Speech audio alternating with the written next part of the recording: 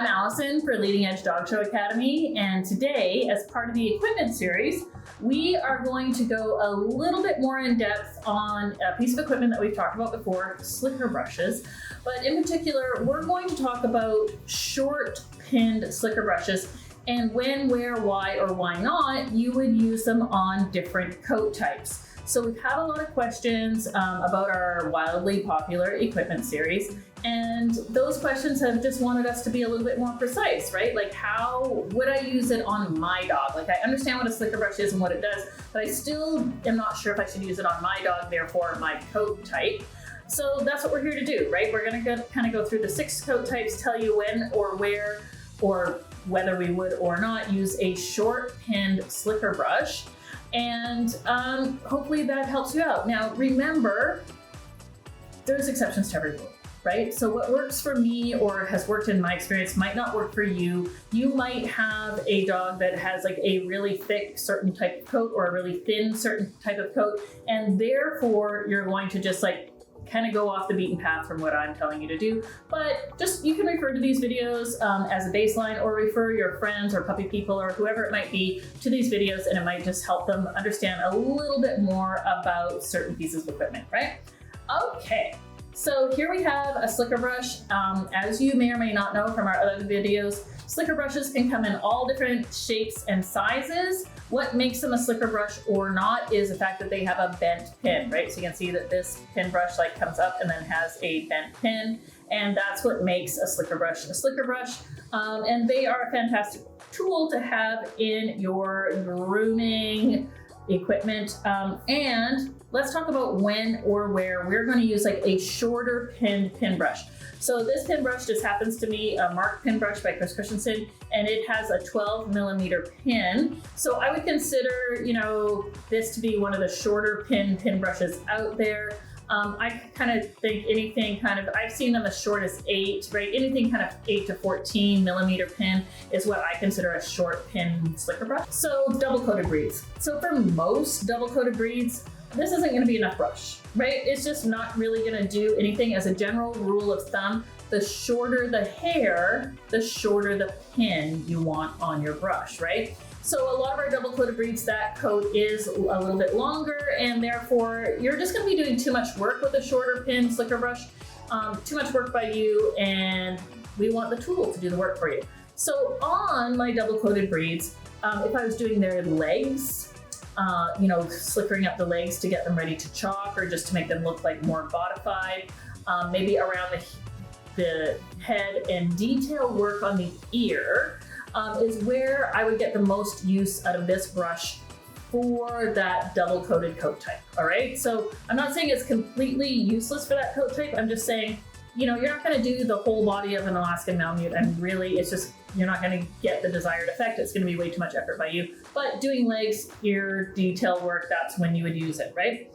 Drop coated breeds, this is kind of a pretty good brush for some of those drop coated breeds. Now, I know that I said the longer the pin, the longer the coat, and this has a short pin, but I'm not really using a slicker brush on the drop coat of my drop coated breeds. I'm using it for the undercarriage, I'm using it on the leg coat, the foot coat, maybe around the sanitary area, sometimes a little bit like under the beard. So for those areas, I think that this brush would be enough brush to do that. Also, a lot of those drop coated breeds are smaller breeds, right? So I do want to use a smaller, kind of softer slicker on those.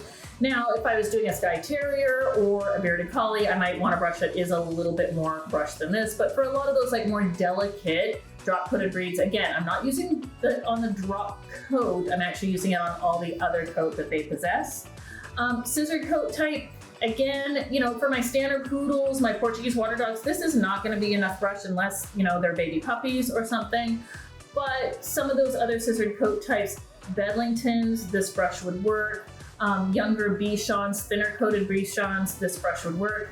But a lot of our scissored coat types are going to want just a little bit more brush than this, in my opinion. Again, you don't want to be doing a lot of work. You want the tool to assist you in the job that you are doing.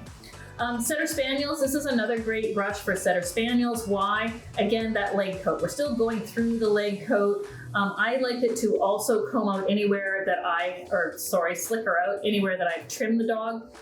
Goes the same for my scissor coat type. I might use it to slicker out all of my clipper lines. But hocks and feet, whenever I'm doing hocks and feet on my setters, my spaniels, this is a fantastic little slicker to do that kind of detail work.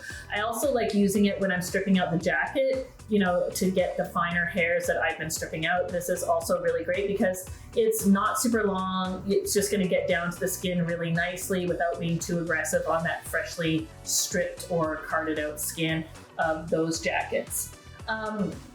Smooth-coated dogs, right? So you might have thought you never needed to use a slicker on your smooth-coated dogs, but oh no, this is where I love a short pinned slicker brush, right? For a couple reasons. I like it for that leg coat. Again, I'm gonna be super gentle, but if I'm chalking up the legs, like on my beagle, on my boxer, I'm gonna just use the shortest pin slicker I can to gently and lightly slicker up that coat to get the cholesterol in there, slicker it up again to put the chalk in there. Remember, we don't want to apply the chalk to the top of the coat. You want it in between each one of those hairs, and the slicker brush is going to help you get that up. As well, we know that our short-coated dogs shed.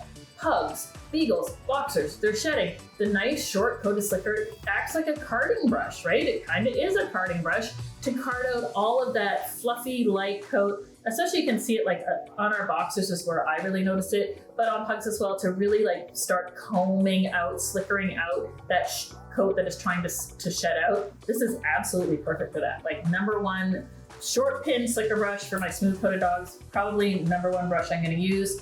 And wire coated dogs, again, fantastic. This is great for the jacket as you're stripping, raking to keep that jacket, all that dead hair coming out. It's also a great length for doing a lot of leg work, right? We kind of want to get in there, make sure the leg hair is all nicely separated. So this is a fantastic little slicker to be using on those wire coated dogs. Now, again, if I had a giant wire coated dog, right, a wire head pointing Griffon or a giant Schnauzer or something, I would probably use more brush than this. But for a lot of our smaller wire coated dogs, a shorter pinned slicker is really, really fantastic. So that's a little general run through of my short pin slicker and where I'm going to use it on that coat type, right? So for detail work on my double coated dogs, for the leg work on my drop coated dogs, for my smaller, thinner coated scissored coat types, for all my detail work, getting the little hairs that you've trimmed out of my setter spaniel, for doing hocks, jacket work on my setter spaniel, my number one brush for my smooth coated dogs, and again, a lot of my wire coated dogs, I'm gonna use the shorter pinned slicker. It's gonna be perfect for those. All right, so just in case you thought we were done right there, there's more.